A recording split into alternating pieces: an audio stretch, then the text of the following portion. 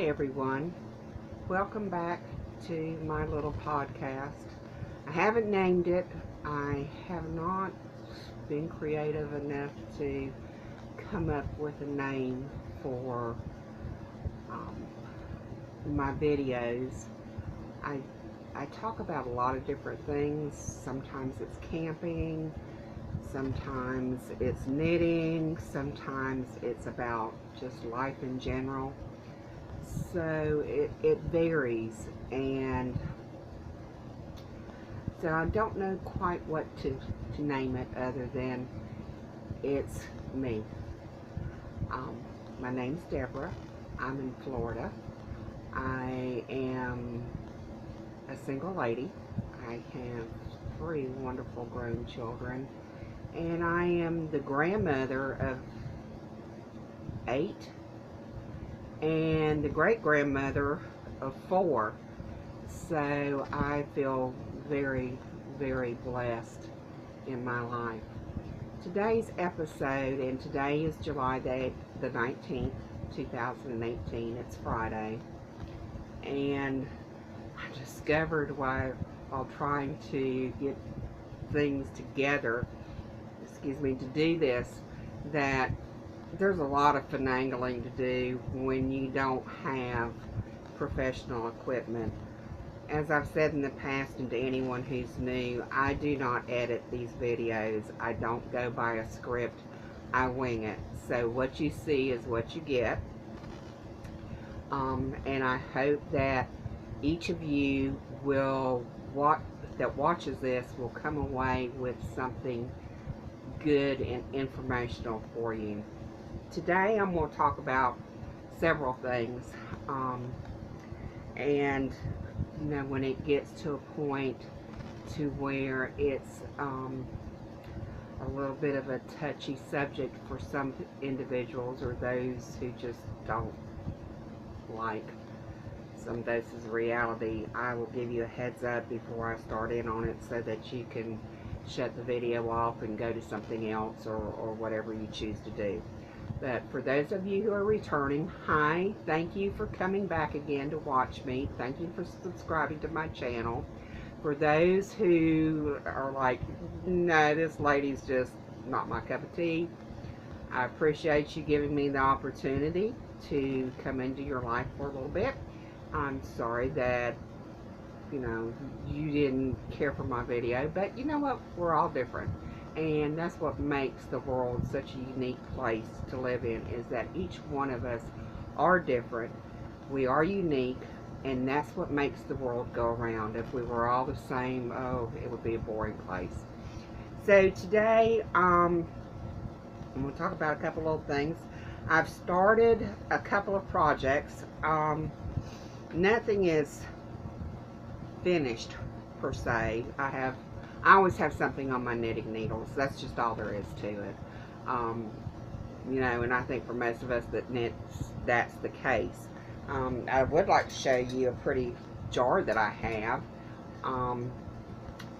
I received a bouquet of flowers this year for Valentine's Day from a man who shall remain nameless, but he sent me a beautiful bouquet of flowers for Valentine's Day, and they came in this vase, and I thought, wow, what a beautiful jar to put some of my knitting needles in. So let me put it this way: the bouquet of flowers lasted longer than the relationship.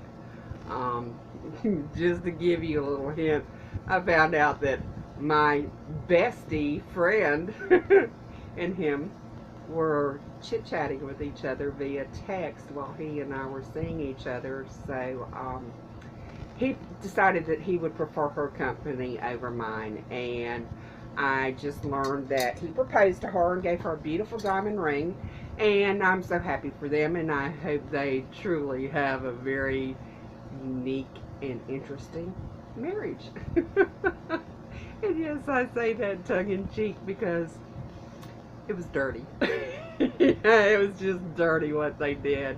And even though I truly, now that I know things, I truly would not have ever wanted to marry him. But there's just some things you don't do. It's just friends are friends. I said to her one time, I said, men come and go, but besties are besties forever. And I really believe that. And I believe the same thing with guys. Guys have their best friends, and women may come and go in their lives, but their best buddies are their best buddies, and that's great. We all need best friends, and there's just a rule of conduct and code between besties that you maintain, and you don't cross that line. But anyhow, not everybody thinks like I do. So they're getting married. She got the ring. I got the vase. I'm sure the diamond's worth more than the vase, but I really enjoyed the vase that I had the flowers in, and they were lovely. I've been trying something. For those of you that do the big box stores, craft stores, Michaels has put out their brand. Let me see if I can see this. Of yarn, and it's loops and threads, and this particular one is called Wool Like. It's very fine fingering yarn, and it's buttery soft. It's just really, really nice. There's a lot of yardage in it. There's over 600 yards. There's close to 700 yards, I believe. I can't see because I don't have my glasses on. I just have my contacts.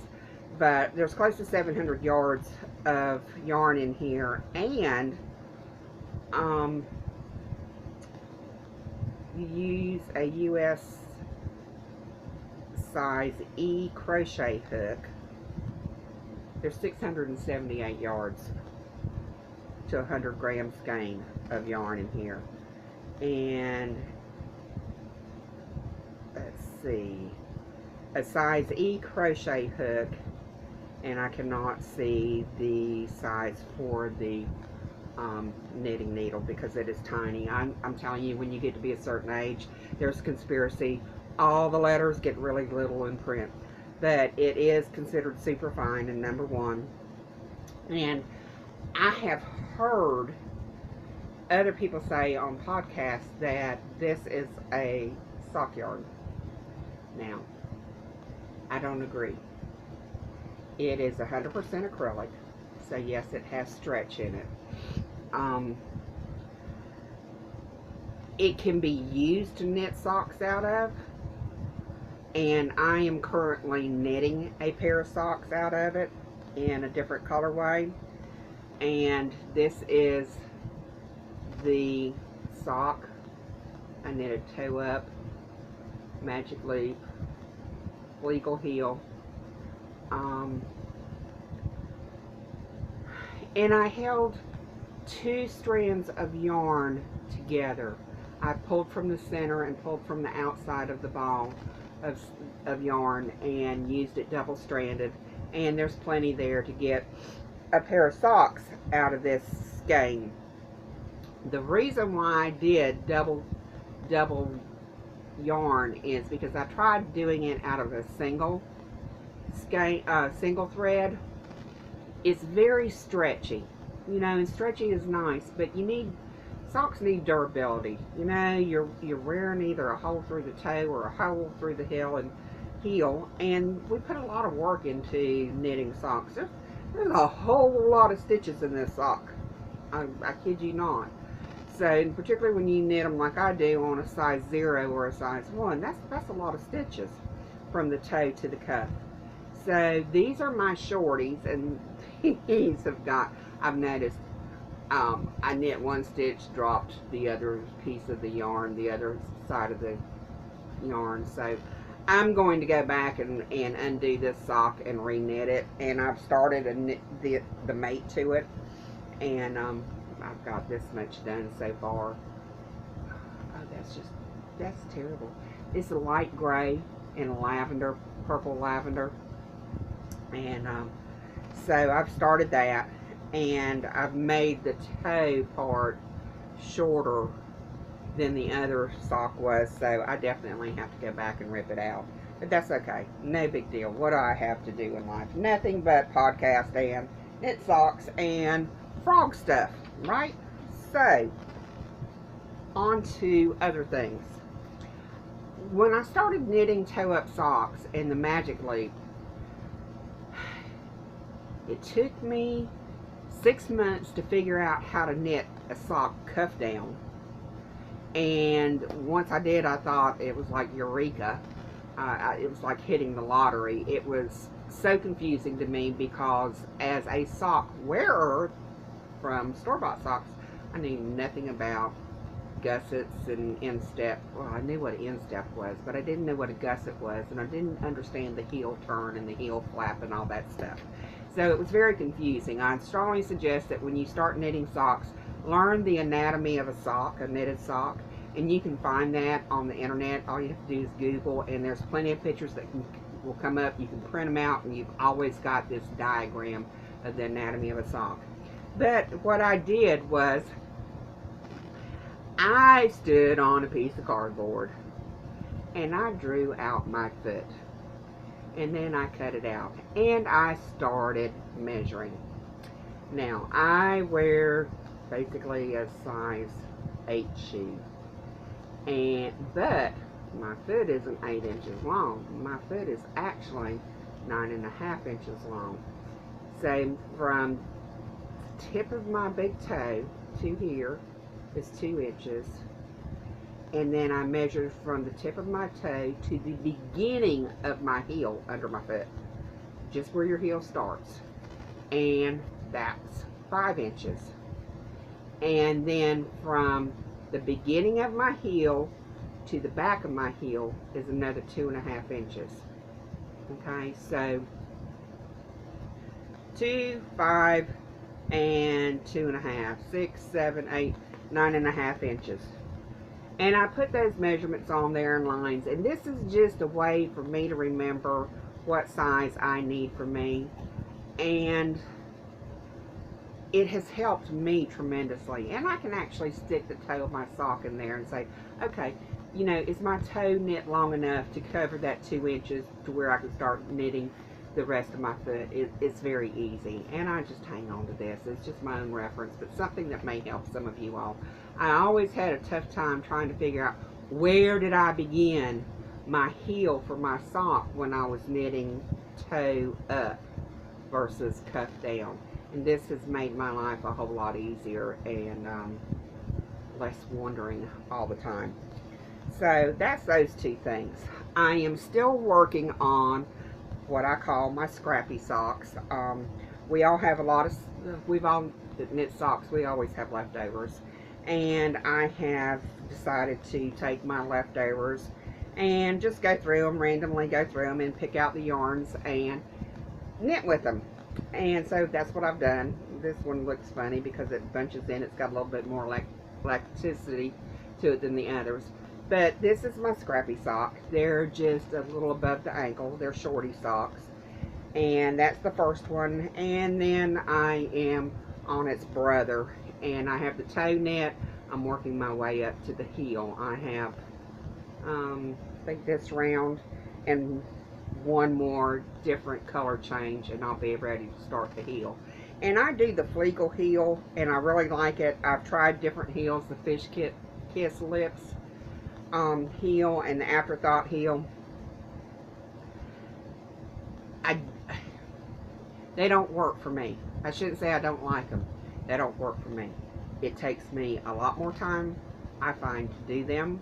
And not only that, I end up with holes, and I have to do finagling. And with the Fleegle heel, I've done it so much now that it's just super simple. And the nice thing about the Fleegle heel, and I'll show it to you on this one sock that I've finished, and you may be able to see it better, is that here's the back of the heel.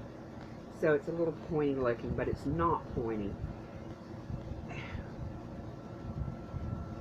I don't know if you can see that, but that is the Fleegle heel, and it hugs my heel of my foot so nicely that my sock does not flop around on my foot, whether I'm just walking around the house with nothing but my socks on, or whether I have a pair of shoes on, my sock stays in place. It's not slipping around my foot, and that's what I want. I don't have big feet.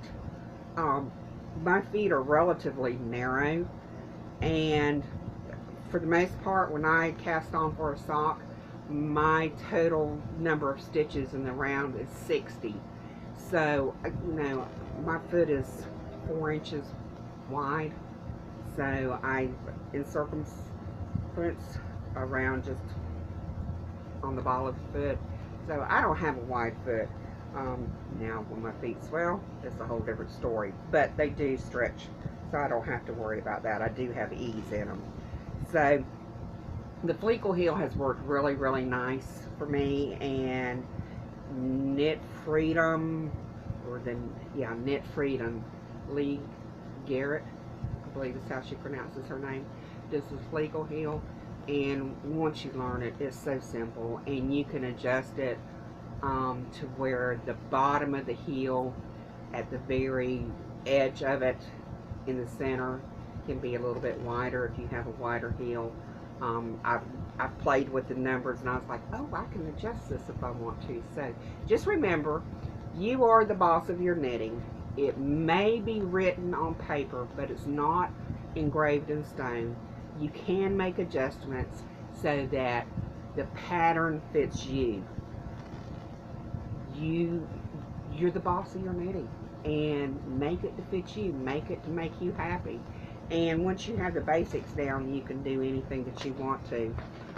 I got very fortunate. I was able to buy a little bit of yarn. I went to Hobby Lobby, and they had their sale 30% off, and I had just a little bit of money that I could spend. So I bought, I bought some yarn, but I thought it was so darn cute, and I can't wait to try them.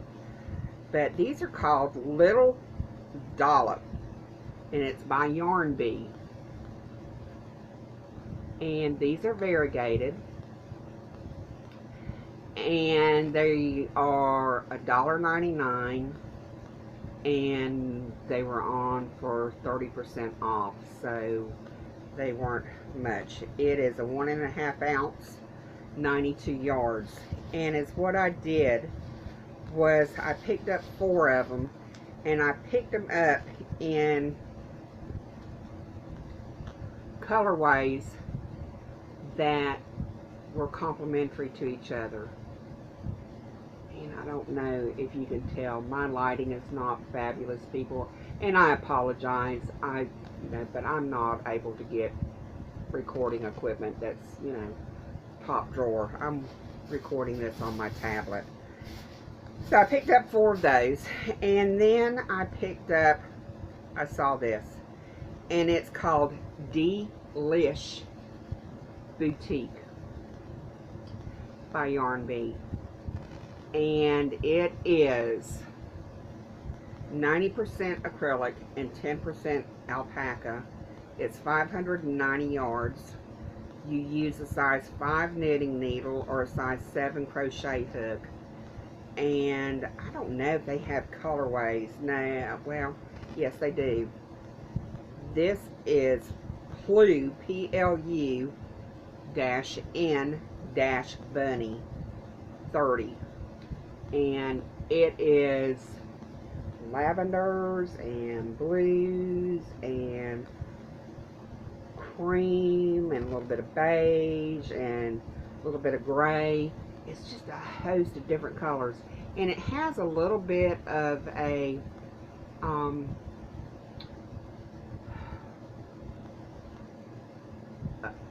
fluff on it, kind of like mohair. It's probably going to peel, but it is very, very pretty. And I've started working on a top, and I've gotten this much knit so far. I'm doing bottom up, and the colors are very pretty, and it has a really pretty it's nice. I like it. The top that I am knitting is the Pascal Tank from expressionfiberarts.com, and it's a free pattern on the internet for anyone who's wanting, and it's just a sleeveless scoop neck tank top, and I'm hoping that I have enough yarn. If not, I don't know. I maybe I can get another skein to finish it off. If not, I will have to frog or do some improvising. So it's gonna be interesting to see. But that was my acquisition, and I haven't bought any yarn in ages, and I felt really guilty about doing that. But you know, sometimes you just need a pick-me-up, and so anyhow, that's what I did. I've also been using some leftovers to do some miter squares, and these are leftover baby yarns that I've had, so I'm doing them. I hope to eventually do a mitered square blanket. I've got some in leftover sock yarn that's going. I have some in other types of yarns, some worsted weight. Here's another baby one, and I thought this was really pretty. So I'm just doing them up, and you know, hopefully sometime in this lifetime I will have enough done to make some type of a little blanket, maybe a baby blanket or just a little lap blanket, and I will either give it to a mom that's expecting, or maybe donate it to a nursing home for one of the patients or something. We'll see. Here I tried actually, this I'm going to have to undo. I knit one, and then I started the other one, and I joined it as I was knitting the second one, and I don't think this is going to work out. It joined nicely. You can't tell really where the join is at, so that part went well. I'm just not, I don't think my lines are where I want them to be, but that remains to be seen. We'll see. And I have no problem with knitting and then frogging things. My mother just cringes whenever I say oops, and I start pulling the yarn out stitches by stitches, and she's like, you frog more than anybody that I've ever seen. And I'm like, you know, it's the way to erase your mistakes, and there's just some mistakes. I'm not a perfectionist by any stretch of the imagination. I am not OCD. I can live with some boobies, but there's some boobies that I just can't live with, and when that's the case, I either frog it to the beginning, or I frog it to just past the mistake, and you know, continue forward, getting rid of that mistake. But anyhow, that's life, and that's knitting, and that's crocheting, and it's all good. And my friend, I'm teaching her to do some crochet, and I told her, I said, you know, ripping out is just a way of erasing a mistake, just like as if you had an eraser on a pencil. You write the wrong letter, you write the wrong word or the wrong number, you just erase it out and do it over. So, you know, do-overs are okay. We still have them in life, even though we're not kids anymore. All right, now on to the serious part. And for those who don't want to hear about medical things, or things such as depression or pre-diabetes or hypothyroidism, you will want to watch a different video, because I'm going to talk about those things now, and they're real, and they're things that I deal with. I haven't said a whole lot about me and my personal life, and for a number of reasons. You know, people don't always want to hear your story, and I don't want to have a pity poor me party.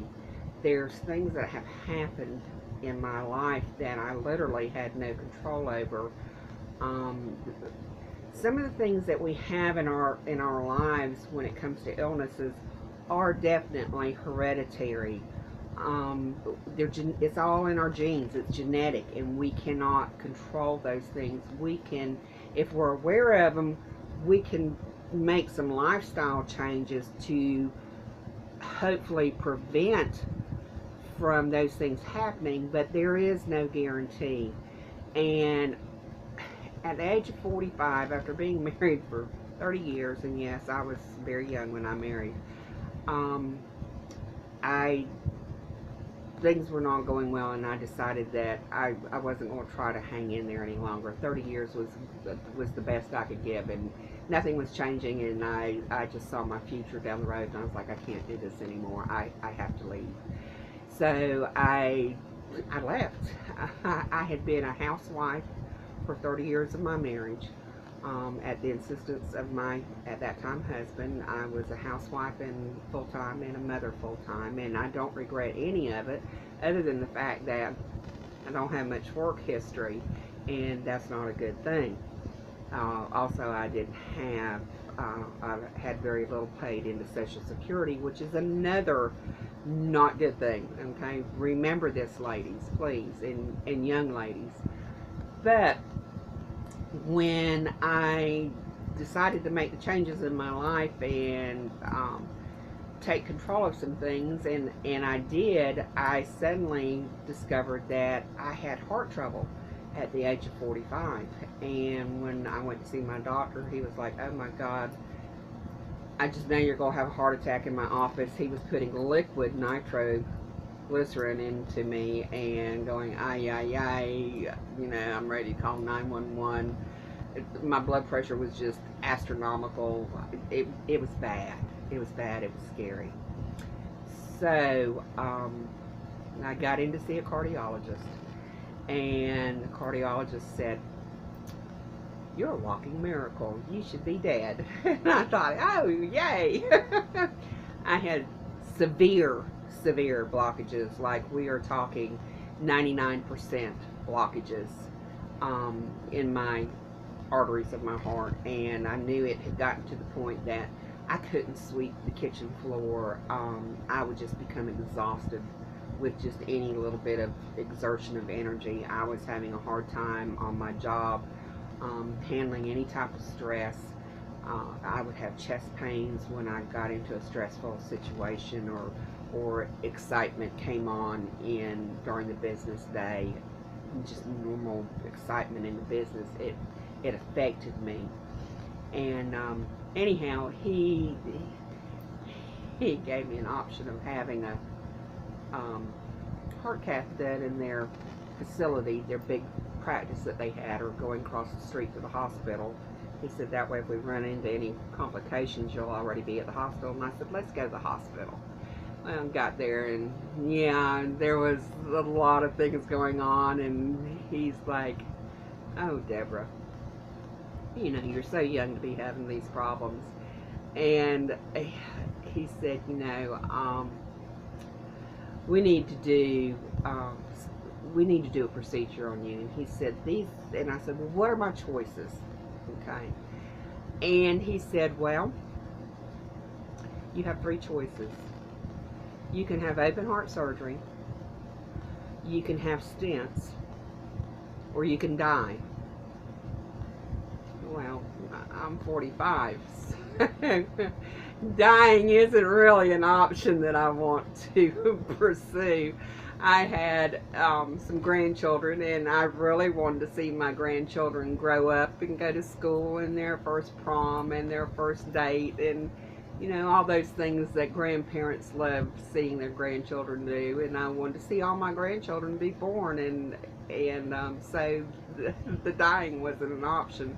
And I looked at him and I said, you know, I didn't know whether he was married or not, but I did say to him, I said, you know, if this was your wife laying here with these problems, I said, what would you recommend she do? And he looked at me and he says, at the age that you are, I would recommend stents. So, and we went. And I said, okay. And he says, you know, we'll do them on Monday. Well, this is on Friday. And I said, okay, Doc, I'll see you Monday morning. And he's like, oh, no. you're not going home. You're staying on the cardiac unit here at the hospital because you could have a major heart attack at any moment. And it's just literally a miracle that you are alive. You really should be dead. So I stayed in the hospital. We had the Monday morning came and I was in on the table and they were doing the stents, and lo and behold, while they were doing the stents on the table, I had a heart attack while the stent was being placed. So that was quite interesting. So my short hospital stay that should have been a short stay, it should have been very easy, turned out to be a little bit longer than anticipated. I think I ended up being in the hospital about a week. And I had a lot of chest pain still afterwards, and I suffered from an angina, and there was some blockages on the back side of my heart that could not be fixed because of the location of them being on the back side, so they couldn't stent them. So fast forward, I lost my job, I lost my apartment, I did get my divorce, so got denied disability numerous times, and 10 years later, I got another job, and I worked some in between. I've had a terrible time because of my health issues. It's been very hard. I never really got over any of it from the beginning. There was just a lot of health things going on. So fast forward 10 years and I'm at work and I have a heart attack while I'm at my desk working on the budget for the following year. So off I go. Open heart surgery, triple bypass. The Widowmaker was bad. It had to be bypassed. And just a whole lot of other things. I had a blockage in my abdominal aortic, and it was 100%, so I had no blood flow to the lower extremities of my body, and I was having terrible hip pain and leg pain and numbness in my feet and couldn't walk. I was literally crawling on my hands and feet in my apartment because it was just so painful to walk. So I had that surgery, the abdominal aortic bifemoral bypass, 5 weeks after my open heart surgery. And then I developed a hernia from the surgeries. I had to have a hernia repair. And the day that my hernia repair was supposed to happen, I had a gallbladder attack, which I'd never had before in my life. So they had to put off the hernia repair. And I ended up having gallbladder removal and hernia repair done at the same time. Let me tell you, they told me, they said, it's going to hurt. I said, oh, no. You don't understand. I've had a triple bypass. I've had my rib cage cracked open and spread apart for 6 hours. Nothing can hurt that bad. Oh, I was wrong. I was wrong. It hurt. It hurt beyond hurt. I cried, and I had to stop crying because it hurt worse when I cried. So we got through that. And then suddenly I start having problems with feeling. We get through all that and I get healed up, and then I'm having problems with just suddenly feeling like the floor is just falling out from underneath me, and I'm having problems with my breathing and other things. And I go in and they do some tests, and it's my thyroid gland. Now, I have been on thyroid medication for years, just a very low dose, 0.25 milliequivalents, micro, whatever. Anyhow, it's the lowest dosage there is. And they ran some tests and come to find out my thyroid gland, even though my numbers are within normal ranges, okay, remember this, ladies, because women have thyroid trouble more than what men do. And you men that have problems, remember this as well. My thyroid, my TSH levels were within normal range limits. My T3 and my T4 were within normal range limits per the lab and medical industry, okay? However, when they did an ultrasound, my thyroid was huge, and it was not just huge, it was growing and pressing into my trachea, thereby cutting off my breathing. So I was suddenly they're like, okay, we're going to schedule you for surgery X amount of weeks down the road, and they send me home, and I'm in the grocery store one day buying groceries, and I just like, I thought I was going to keel over in the middle of the grocery store floor, and I made it out to the car, and I called my daughter, and I said, I need you to take me to such and such ER, and of course the ER that I go to is 45 minutes away from where I live. I don't go to our local hospital. Um, and she's like, Mom, you know, I'm calling 911 and you stay there. I said, I can't stay here. I've got cold stuff in the car. It's summertime. I said, it'll all ruin. I'm going to try to drive home. So stupid me, I did drive home. The ambulance is waiting on me in the yard. I can just barely breathe. And of course, they transport me to the local hospital, who these people can't deal with me. Our little hospital is not prepared to handle some of the things, or the things that have been wrong with me. They're just, it's not available. The medical personnel that needs to deal with it isn't available. And I'm like, please just ship me to Gainesville, ship me to Shands, the University of Florida. Just send me there. These people know about me. They've kept me alive.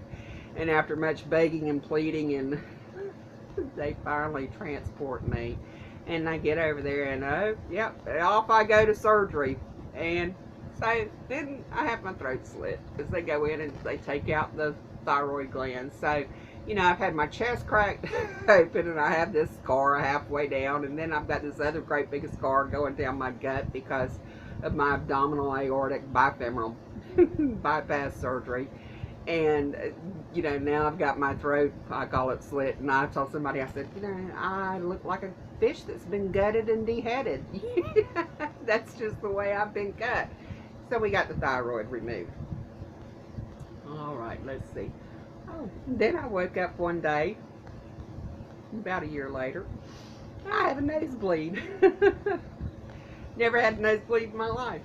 Well, I got it to stop, and I go to see the ENT, and he's like, yeah, you know, you've got a little bit of dryness going on in there, but nothing big deal. He said, you know, I'll give you some medicine, ointment to put up in there, and, you know, come back in 6 weeks. Well, before 6 weeks was up, I woke up and I had a nosebleed, and because I had been in the hospital prior to that with having stents put in again, and my LAD bypass had failed and it had to be stented, I was on Plavix. So getting this nosebleed to stop was not happening. And of course, if I pitched my nose like they tell you to do to get your nose, you know, for it to clot, well, mine wasn't going to clot, then everything went down the back of my throat. And honest to God, people, I thought I was going to drown in my own blood. It was scary. It was horrible. And thank God I had a friend to drive me to the emergency room, and I broke down crying on the way, because it was like, you know, God, I just can't take any more of this. I've had enough. I'm done. My shoulders are not that big, God. I know they're broad, and I know you think I can handle a lot, but I just can't do this anymore.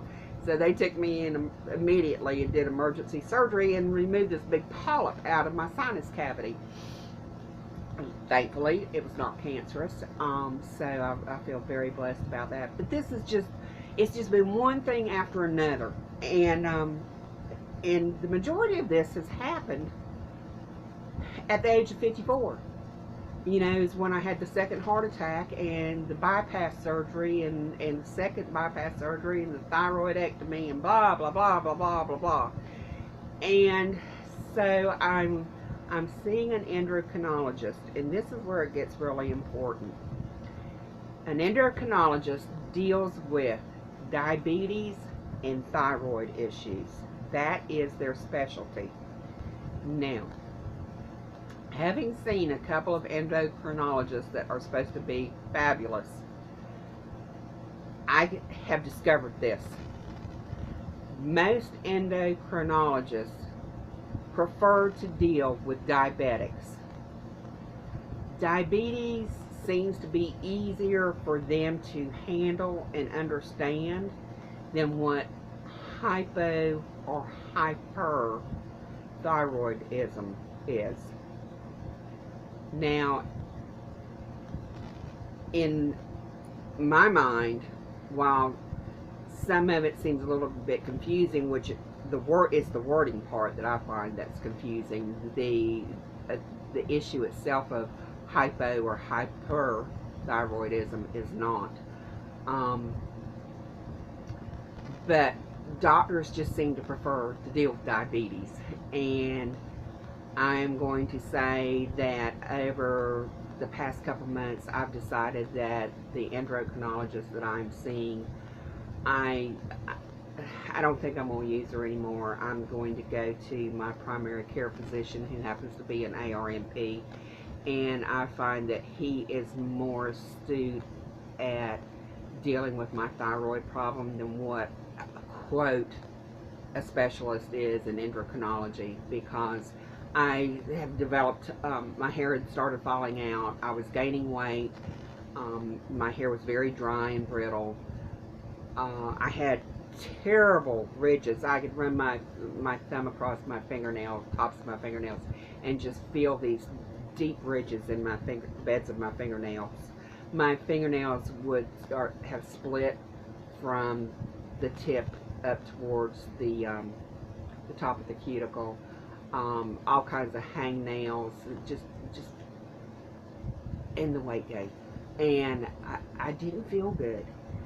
And when I saw her the time before, she had decided that, looking at some past labs from 2017, in October 2017 when I saw her last, I had some higher A1C levels, which is your glucose, your hemoglobin A1C, which shows a 3-month levels of your sugar in your blood system for a period of 3 months, that I had some highs. So when I see her after this lab test 7 months later, she decides she's going to put me on a pill for pre-diabetes that's called metformin. Okay, 500 milligrams once a day. Take it in the morning with food. Take it 1 time a day. No diabetic counseling. No nothing. Although in her medical notes she said she did, but that's a CYA, okay? I have a medical background, so I know what counseling involves, and there was no counseling. It was just take this pill 1 time a day. I'm going to put you on it for this reason. So I'm into the pill for 2.5 months. And not only am I suddenly having all these issues with my thyroid levels, and I messaged her and I said, I'd really like, I'm having these symptoms, would you please order another TSH level to be done and see what my level is, because maybe my medication, my Synthroid, needs to be adjusted. And it comes back and it's 1.346. Well, 1.346 is within normal range, but that's a low for me. I don't feel good at 1.346, and my hair falls out, and my nails split, and I feel crappy, and I gain weight. And I said, can you adjust my medicine from the 100 milliequivalents down to 88, because obviously I'm getting too much Synthroid. I need less. And she came back and she says, you don't gain weight with hypothyroidism. And I'm like, excuse me? According to Mayo Clinic, you do. According to WebMD, you do. According to every reputable medical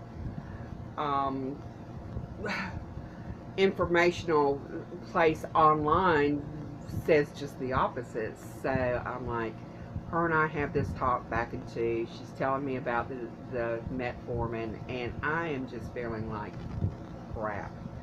That is putting it mildly, okay? I had gotten to the point to where during the day I would have these waves of, I can't say really nausea, but I just had waves of feeling bad flow over me. And I would just go crawl in bed and curl up in a ball, and I just wanted to die. I felt so bad. And it just felt like the life was just being sucked right out of me. And my nerves were shot. I wanted to die. And when I say I wanted to die, I wanted to die. I felt so bad. My nerves were on edge. Any little thing set me off. I felt like I was losing my mind. I felt physically bad. I felt emotionally and mentally bad.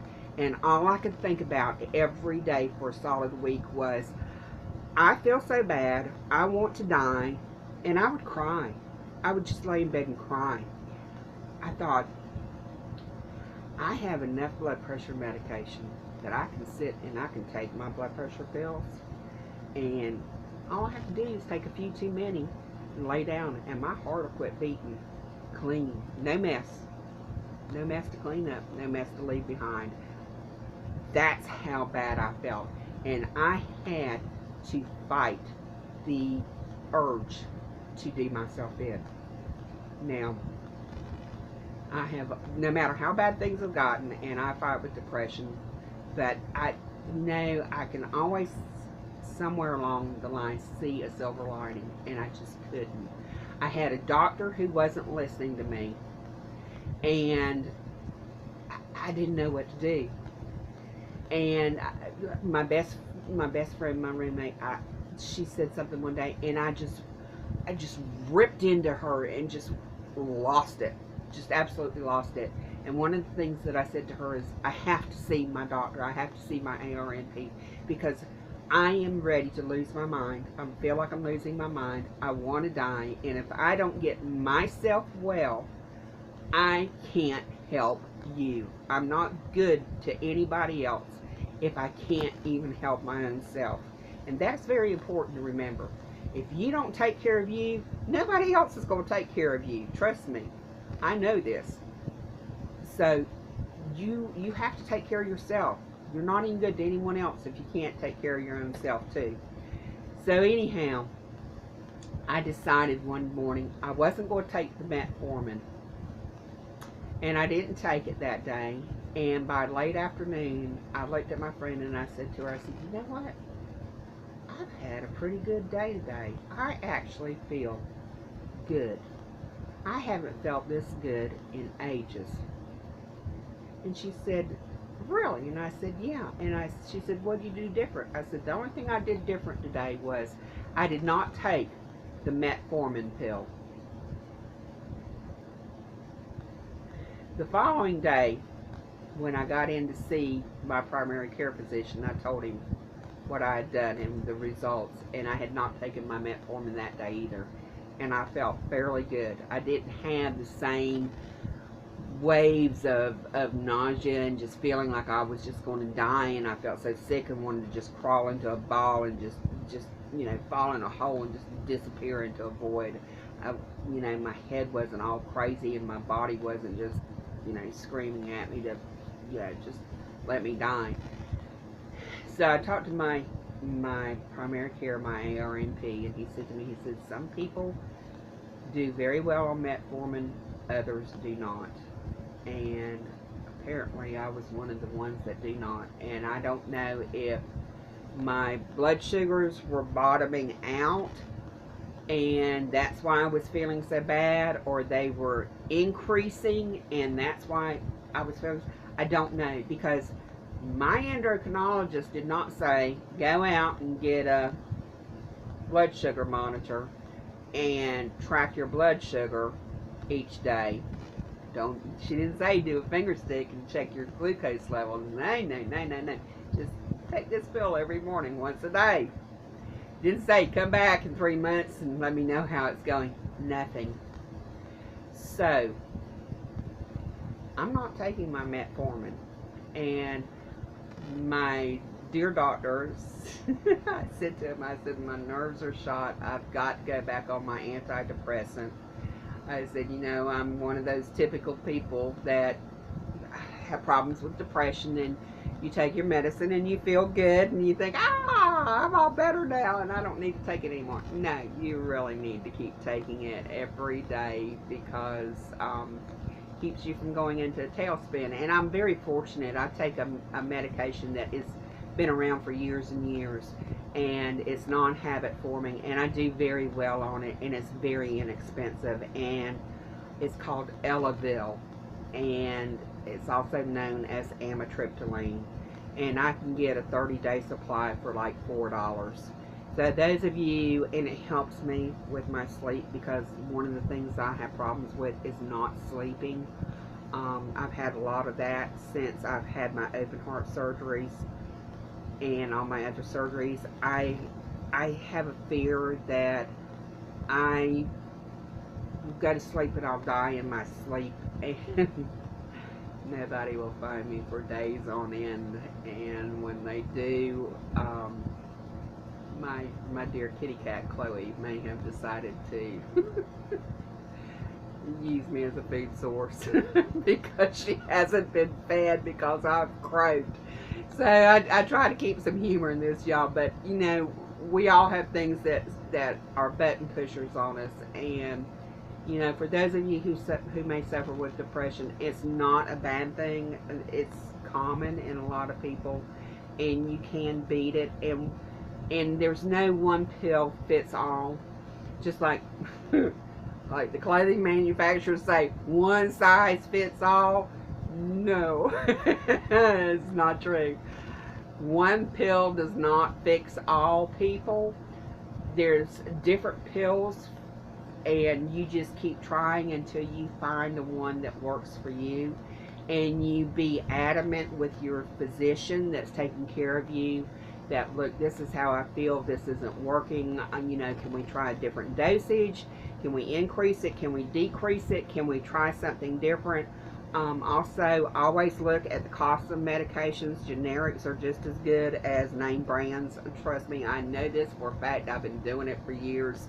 You know, and for those of us that don't have any medical insurance, or we don't have prescription insurance, generics are our very best friends. And there's also programs out there, like there's an app that you can put on your cell phone that's called GoodRx, and you can put in the name of the medication and the dosage and the number of pills that the doctor has prescribed for you, and it will give you a list of, say, 10 pharmacies in your local area where you're at, and it will give you the cost of that medication from each one of those pharmacies. And I'm going to say this, here in the South, and like I said in the beginning, I live in Florida, the highest priced pharmacies, this is what I have observed, is CVS Pharmacy and Walgreens and Kmart and Target and Publix. Those 5 are the highest priced on medications that I have found so far of all the medications that I'm taking. And I'm not talking just a couple of dollars difference, $1 or $2. I'm talking sometimes $20 and more. So when I'm sitting in the doctor's office and my doctor's saying, okay, I'm going to prescribe XYZ medication for you of this dosage and this number of pills, I'll say, wait a minute, let me look on GoodRx on my phone and see how much that's going to cost me and where it's the cheapest. And I tell them. And if it's unreasonable, I tell them, you got to find a different pill that's cheaper than that, that'll do the same thing. And there's other medications out there that are just as effective but cheaper.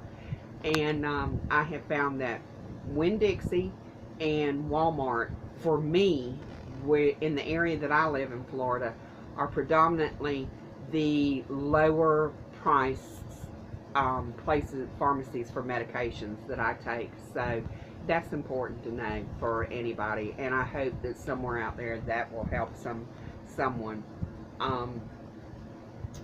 Let's see, what was the other thing I was going to say? And I don't know, maybe that is it. But to those of you who have hung in there through all of this telling of some of my experiences, just know that you know your body better than anybody. I said to someone sometime, once that, you know, when you take your car into the repair shop, you just don't go in there and hand your car over to the mechanic and say, it ain't working right. That don't work. He wants to know, okay, was it making a funny noise? Are you hearing something, and what end of the vehicle is the noise coming from, or what side? Or, you know, is it backfiring? Is it... My mother used to say that her motorhome was puffing.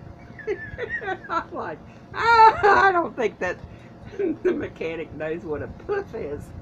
But anyhow, you know, when you go in to see your doctor and you just say, you know, I don't feel good. Well, I don't feel good is a broad term. And you have to let them know what is actually going on with you. They don't have a crystal ball. And yeah, they've got all these machines and they can stick these sticky things on you and have you all wired up for sound and check things out. But it still won't always say to them, you know, this is why I'm feeling bad and this is how I'm feeling bad. And the other thing is be very proactive about your health care.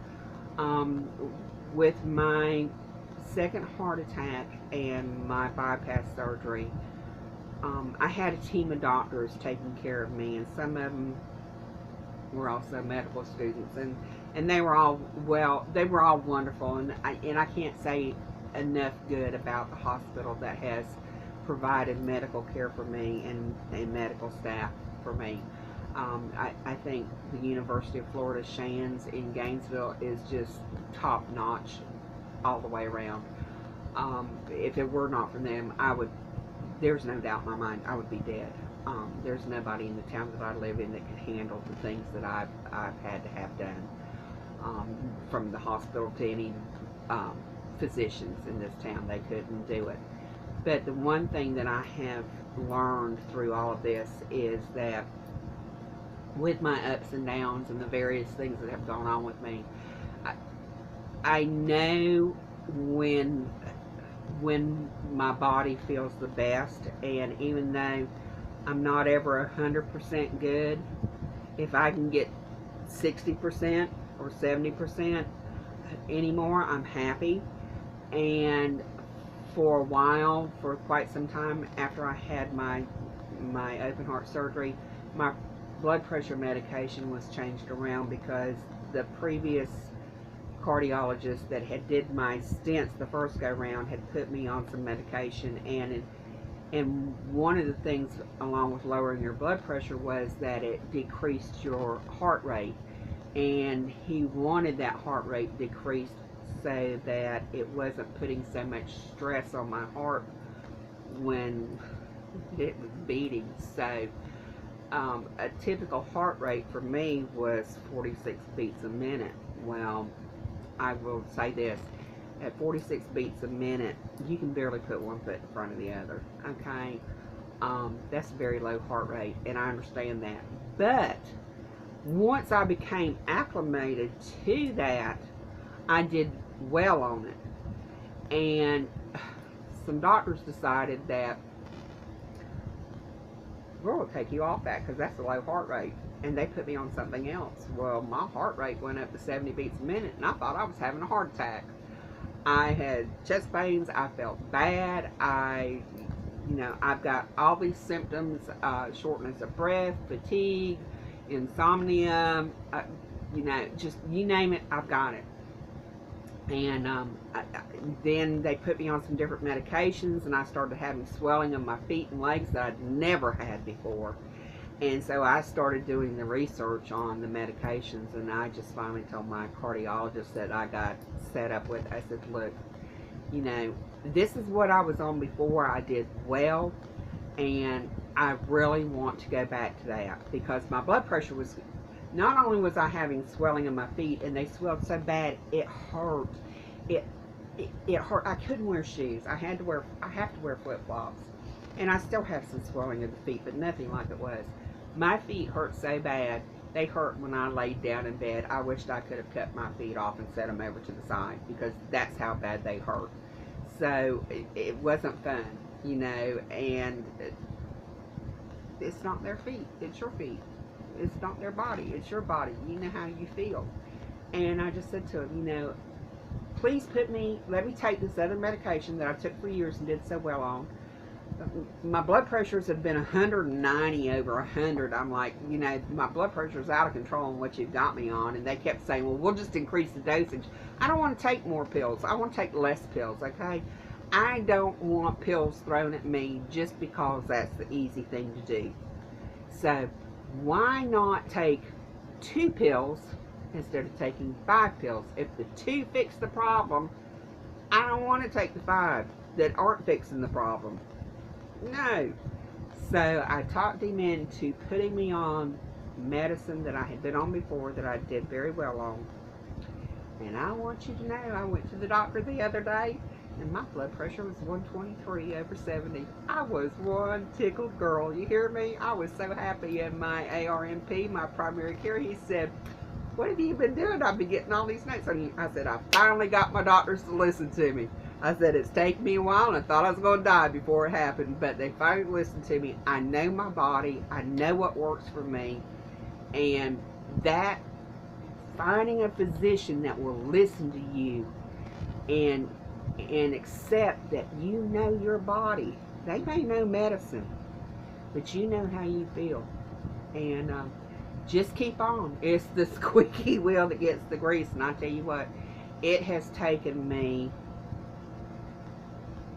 4.5 years of just going on and on and on. And my cardiologist said to me one day, he says, Deborah, I'm so sorry that I didn't listen to you, sir, or that I didn't pay attention to what you were saying. He said, I'm so sorry that you've had to go through all this. And I said to him, but you're listening to me now, and that's the important part. And so he and I both learned a lesson, and we're in a good place, and that's great. So I'm just going to say to you all, please, if you're depressed, talk to your doctor. There's no shame in being down. You don't have to have a crummy life to be depressed. You can have a fabulous life and be depressed. And this is what I know about depression, and I'm going to put it in layman's terms, okay? This is what I know. And there may be other factors, but this is what I've read up years ago on depression. In your car, underneath the hood of your car, there's wires, or there used to be in the old cars, okay, when I was growing up, and they went to spark plugs, and they were called spark plug wires. And every so many thousand miles, say 50,000 miles, you were told to take your car to the mechanic and have them change out the spark plugs and the spark plug wires, because the spark plug wires would get frayed. They were rubber coated wires, and the rubber coating would get frayed, and they'd start misfiring. Okay, are you with me on this? Okay, so in your head, in your brain, there's all these neuron receptors going all through your brain, and they get frayed for whatever reason. They get frayed, and they start sending off sparks and misfiring, and that's what causes the depression, you to feel depressed. And when you take an antidepressant, it helps heal those neurons in your brain so that they're not misfiring, that they're firing properly, and you can get to feeling better, and you're not wanting to die. You're not wanting to just stay curled up in a ball in your bed. You begin to want to get outside and socialize with people, or get out in the sun, or go and do a little bit of shopping, or go for an afternoon ride. You're not laying in bed crying all the time. You're not thinking about dying. It's not something that you've done wrong. It's not something that to be ashamed of. It just happens. We have got so much crap being slung at us in the world today that it's hard to unplug and turn off and unwind. Okay, we're We're bombarded with data constantly. The phone's constantly ringing. The kids are constantly wanting something. The husband wants something. There's just not enough of you to go around. You just feel like you're being pulled in 1,000 different directions. And it's like, oh my God, Calgon, take me away. Doesn't even begin to make a suggestion, okay? But if you can talk to your doctor and have him help you with some medication, it can get better. And just because the medication he gives you is the current going thing does not mean it's the best going thing, okay? That it's the best for you. Do your research. See how you feel when he puts you on something. Just get a small supply of it. 15-day supply, 30-day supply. Sometimes it takes a little bit longer than 30 days for medicines to really get into your body and get going, and you start feeling the good effects from them, okay? Sometimes things are quick acting, sometimes things are slow acting. It just depends on the medication. But just remember, just because, let me say, I'll throw you a name out here. Just because Zoloft works good for your friend Susie Q doesn't mean that Zoloft will work good for you, because you're you and she's her, okay? You're different individuals, you're different people, you're different chemical makeups, the whole 9 yards. So there, like I said in the beginning, there's no one pill fixes all for everybody. That's why there's a lot of different pills out there, and some work better for some than what others do. So I hope that somewhere throughout all this that someone has gotten some good out of it. I hope I haven't offended anyone, but you know, this is my life, and there's been sucky times to it, and there's been wonderful times to it, and we're real, we're fragile, and life is not easy. It throws things at us, and it doesn't care how we react to them. It's life, and life can be messy, and we have to be engaged, and we can't just check out. And there is help. We just have to know that there is help, and there is hope. I happen to be a strong believer in God, and I know there's many that don't, but I do, and I know that it is because of God that I have been able to get through all of this. Has it been easy? No. You know, just because I'm a Christian and I have a strong belief in God doesn't mean that my life is going to be easy, or that, you know, I'm going to have all this wonderful stuff happen in my life, because that's not the way it works. God didn't promise life to be peaches and cream here on earth. But my riches are waiting for me somewhere else, in a whole better place, and I look forward to that day when I get to see my Jesus' face in my heavenly home. So I'm thankful that I do have the faith and the assurance and the hope and the belief that there's more than just the right here and now, because if I did not have that, I can say without a doubt I would have checked out a long time ago, because it's been tough. It's been very tough, and there's not enough time for me to go through with you all on just how tough it's been.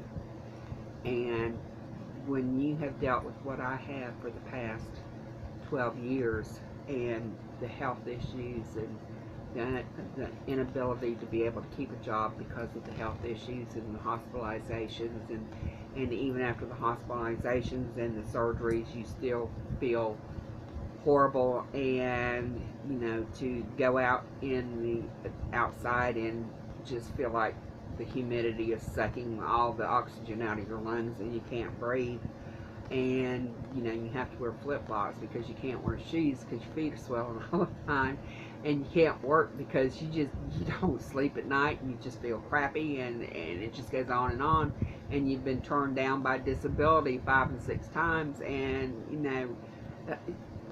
you're existing off because of the love and kindness of a family member or a close friend helping take care of you financially so that you have the medications that you need, because you can't get any kind of assistance through the government or through any government agencies. It is very, very hard and depressing. And let me say this, I had a young lady tell me the other day that she says, there's free health care out there.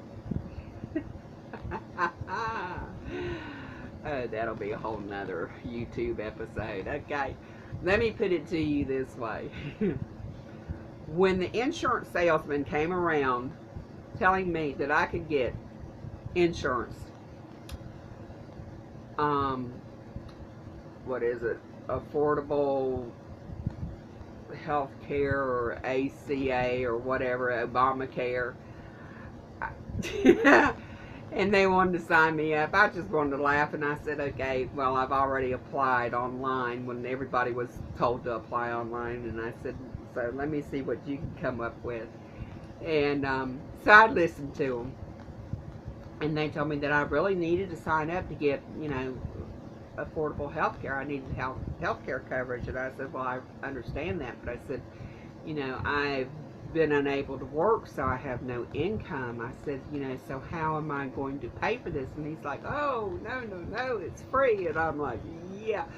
Let me explain something to you. There is nothing in this life that is free. You can breathe, and it's going to cost you, because you're going to need something to drink, and even if it's water. There is nothing free in this world. It just doesn't happen, people. I've been here 60 years. There is nothing free. But this is what he told me. He said, well, we discovered that if you say you make a minimum of $11,900, and I want to say $997, just under $12,000 a year, your health care premiums for the Affordable Care Act, Obamacare, is free. And I said, really? He said, oh, yes, ma'am. I said, now, when I say this, I said, where am I getting this money from? Oh, well, you're not really getting it. I said, exactly. I said, so at the end of the year, when I have to file a tax return, because I have reported to the powers that be that I make $11,997 a year, and that's why I'm getting my health insurance for free. When I don't file that tax return, because I, in reality, have no income, the IRS is going to come looking for me. And I said, this face right here does not look good in orange, and it does not look good looking through bars. I said, I'm not looking through bars. In other words, I'm not going to jail for lying to the government and to the IRS. And he looked at me, he said, but you have nothing to lose. You don't own anything. Well, he was right. I didn't own anything. I had a little car that was a 2000 car that was beat up looking, but it was my beat up car, and it ran, and it got me to my doctor's appointments, and it was worth probably $800 if I was lucky, but it got me from point A to point B and home again safe, and it got 30 miles to a gallon, and I couldn't have been happier with that at today's gas prices. And I was like, yeah, I don't have anything, but you know what? I can lay down at night and know that the IRS isn't coming after me. I haven't lied to anybody, and I haven't stolen from anybody. And I'm not going to start now. The good Lord has seen to it that I have been taken care of, that I have had my surgeries that I've needed to have, and I am still alive. And I am not going to start being deceitful and dishonest now after the good Lord has taken care of me. So while my life has not been peachy keen, God has seen to my needs and has taken care of my needs. And just as the Bible says, He sees that the little sparrow has food to eat and has water to drink. How much more are you worth than the little sparrow that God takes care of? And I guarantee you, God knows the numbers of hairs on your head. You're worth a lot to Him, just as that little sparrow is. So I'm going to close now, and hang in there. And for those of y'all that may be dealing with some of the issues that I've dealt with, please talk to your doctor. There is help out there. Don't give up. There is better days, and I have my bad days and I have my good days. Today is one of my good days, and I thank God for it. And I hope that you will come back again and visit me and allow me into your homes and into your life. And thank you, and have a wonderful, wonderful weekend. And may God bless you all. Bye-bye.